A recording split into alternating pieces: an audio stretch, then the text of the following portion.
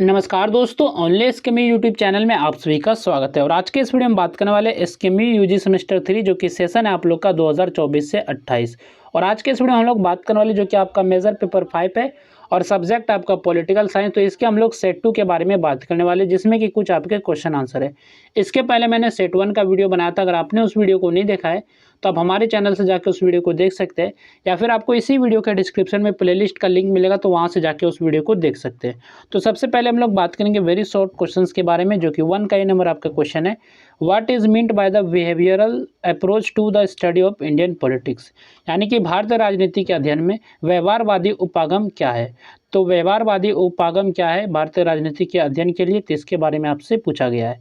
तो व्यवहारवादी उपागम जो है भारतीय राजनीति का अध्ययन लोगों, मतदाताओं, नेताओं, राजनीतिक दलों तथा उनके वास्तविक राजनीतिक व्यवहार के आधार पर करता है। इसमें जो है राजनीतिक घटनाओं का अध्ययन तथ्यों, अनुभवों, सर्वेक्षणों और वैज्ञानिक विधियों द्वारा किया जाता है।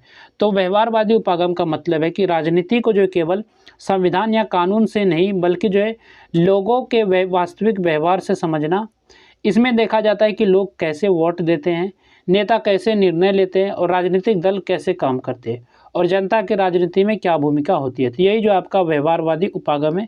इसके बाद नेक्स्ट आपका क्वेश्चन है, name any 2 ideals mentioned in the preamble of the constitution of India. तो भारतीय संविधान के प्रस्तावना में वर्णित किन्हीं 2 आदर्शों के नाम लिखे। तो किन्हीं 2 आदर्शों के नाम लिखना है जो कि भारतीय संविधान के प्रस्तावना में वर्णित है, यानी कि उस पर शामिल है। ठीक है, तो भारतीय संविधान के प्रस्तावना में अनेक आदर्शों का उल्लेख किया गया, यानी कि बहुत से अनेक आदर्श हैं, लेकिन इनमें से जो न्याय यानी कि जस्टिस और समानता यानी कि इक्वलिटी, यानी कि न्याय और समानता 2 प्रमुख आदर्श है। ये सभी नागरिकों को समान अवसर, निष्पक्ष व्यवहार तथा सामाजिक, आर्थिक और राजनीतिक न्याय प्रदान करने का लक्ष्य रखते हैं। तो संविधान की प्रस्तावना में जो भारत के मुख्य आदर्श बताए गए हैं, लेकिन इसमें न्याय, स्वतंत्रता, समानता और जो बंधुत्व प्रमुख है। यदि आपसे जो 2 ही पूछा गया तो आप जो है ये समानता और जो आप ये न्याय का दे सकते हैं, इन आदर्शों को आप लिख सकते हैं। इसके बाद नेक्स्ट आपका क्वेश्चन है, what is meant by the directive principles of state policy. तो राज्य के नीति निर्देशक तत्व से क्या अभिप्राय, यानी कि राज्य के नीति निर्देशक तत्व से आप क्या समझते हैं। तो राज्य के नीति निर्देशक तत्व संविधान द्वारा सरकार को दिए गए ऐसे मार्गदर्शक सिद्धांत है जिनका उद्देश्य सामाजिक और आर्थिक न्याय स्थापित करना तथा लोक कल्याणकारी राज्य की स्थापना करना है। इन्हें जो न्यायालय में लागू नहीं कराया जा सकता। तो राज्य के नीति निर्देशक तत्व जो होते हैं, ऐसे निर्देश होते हैं, ऐसे गाइडलाइन होते हैं जिन्हें जो है सरकार को देश चलाते समय ध्यान में रखना चाहिए।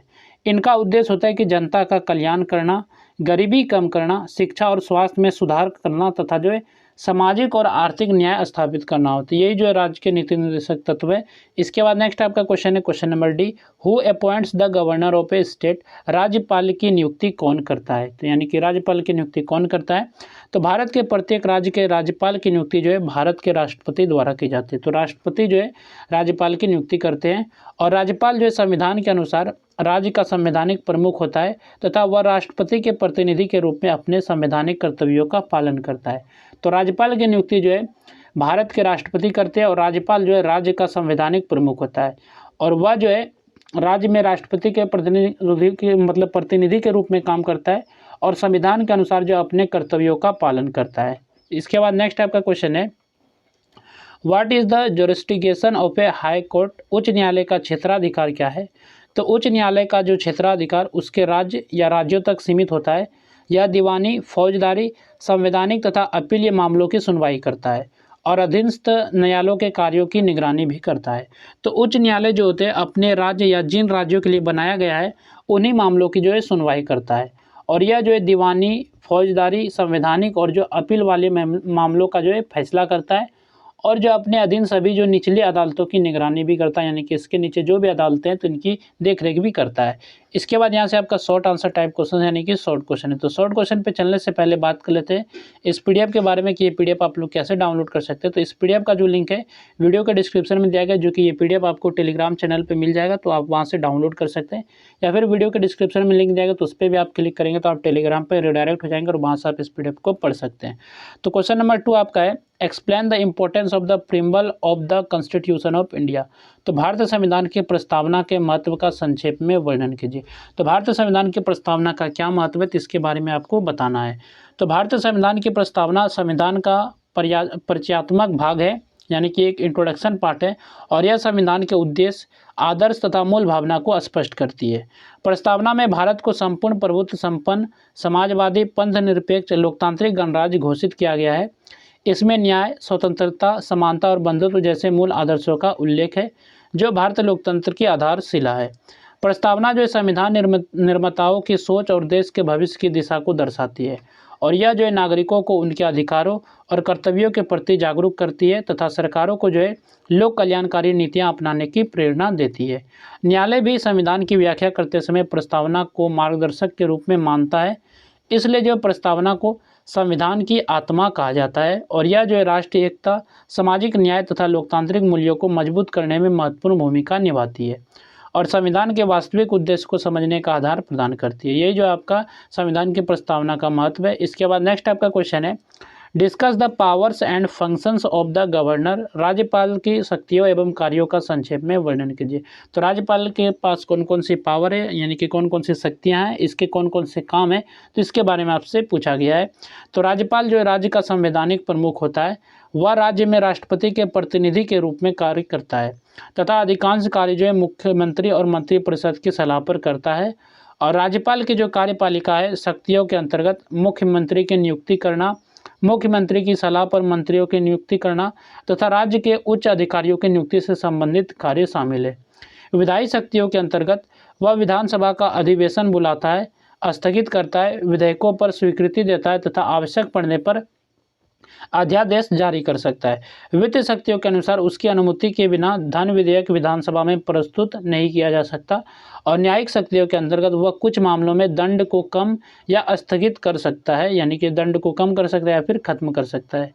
इसके बाद है विशेष परिस्थितियों में वह राज्य की संवैधानिक स्थिति की जानकारी राष्ट्रपति को भेजता है, और इस प्रकार जो है राज्यपाल राज्य प्रशासन और शासन व्यवस्था में महत्वपूर्ण भूमिका निभाता है।